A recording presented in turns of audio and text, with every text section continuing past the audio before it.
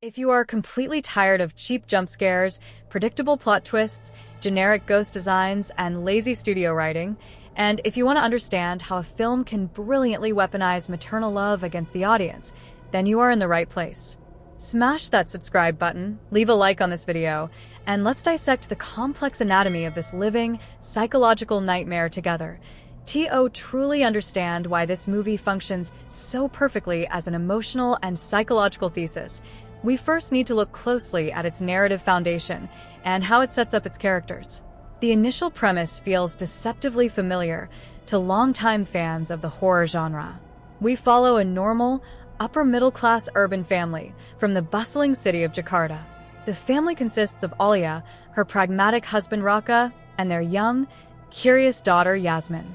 Looking for an escape from their hectic city lives, they travel far into the rural countryside, to a remote, isolated village, to visit Alia's mother, Budui, and stay at her sprawling, historic ancestral home.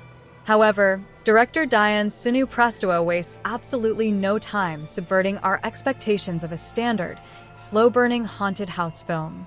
Instead of building tension over an hour, leading to a supernatural haunting in the final act, real-world tragedy strikes almost immediately in the first 15 minutes.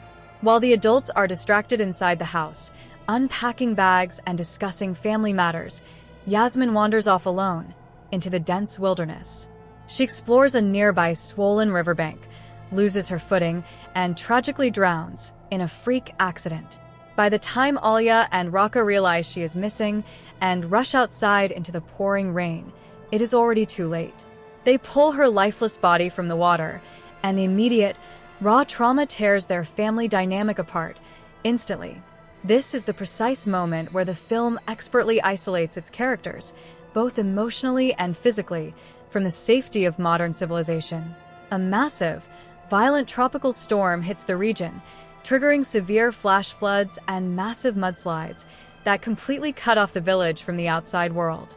The roads back to Jakarta are entirely destroyed, the phone lines are completely dead, internet access is gone, and the electricity grid shuts down, leaving the house in pitch darkness.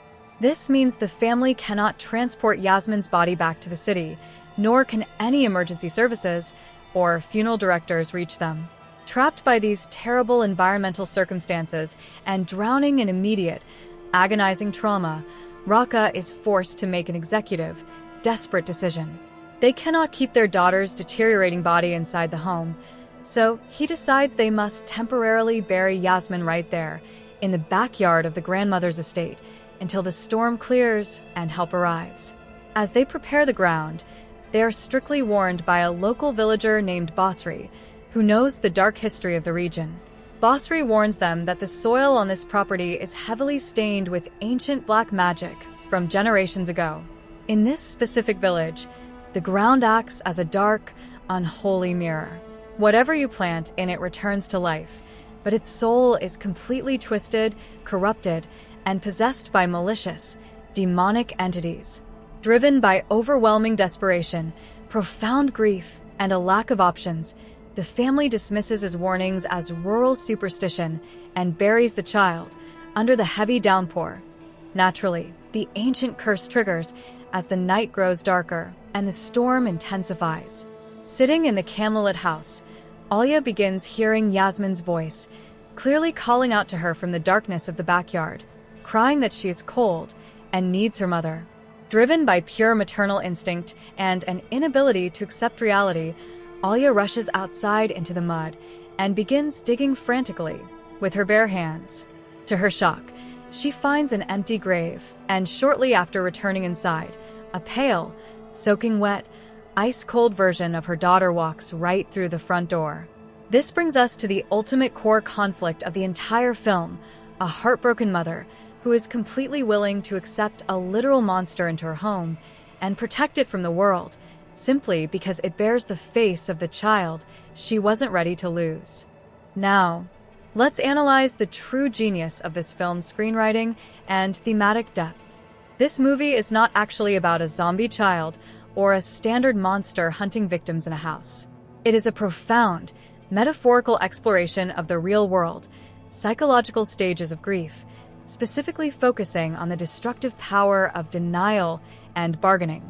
In almost every conventional horror movie, when a dead body walks into a room covered in mud with vacant, lifeless eyes, the characters immediately run away, scream in terror, or look for a weapon to defend themselves. But the storytelling here does something much more disturbing and realistic.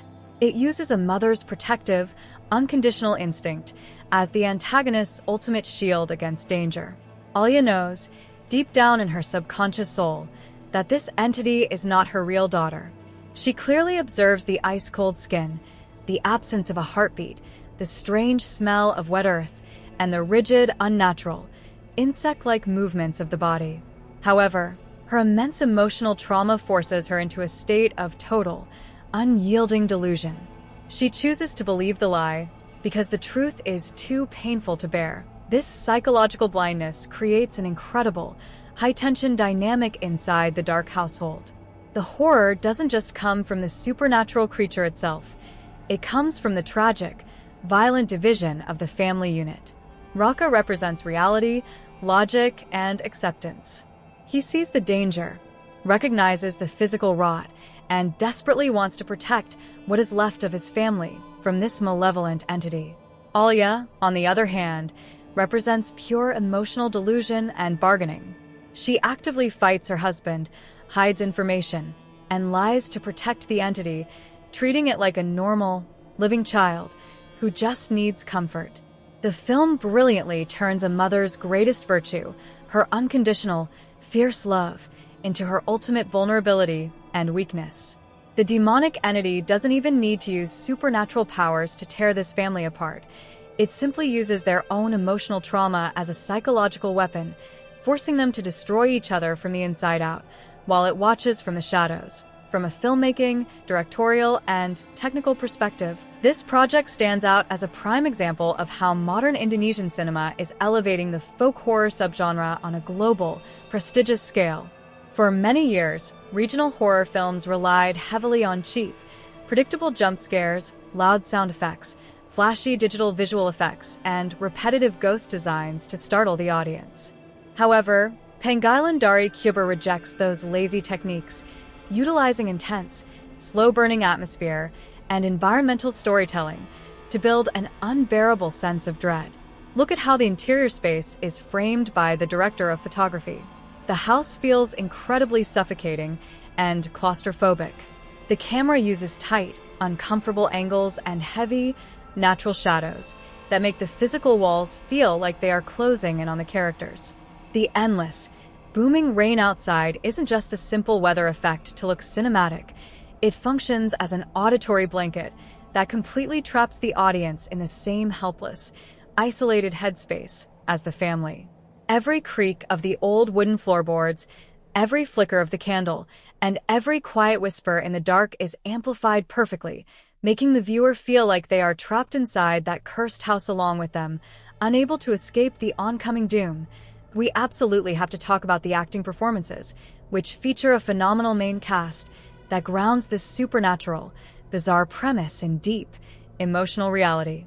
Leading the film with absolute brilliance is actress Niraina Zubir, who plays the grief-stricken mother, Alia.